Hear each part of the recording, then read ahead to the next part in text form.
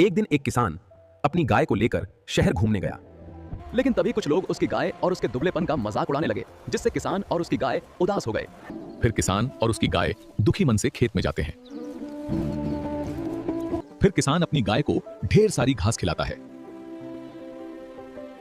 और किसान खुद ढेर सारे बादाम खाता है। कुछ दिनों बाद किसान और गाय बिल्कुल तंदुरुस्त हो जाते हैं। फिर किसान दोबारा अपनी गाय को लेकर शहर जाता है, जिसे देखकर सब लोग हैरान हो जाते हैं। लेकिन फिर किसान और गाय रोने लगते हैं क्योंकि किसी ने उन्हें लाइक और सब्सक्राइब नहीं किया।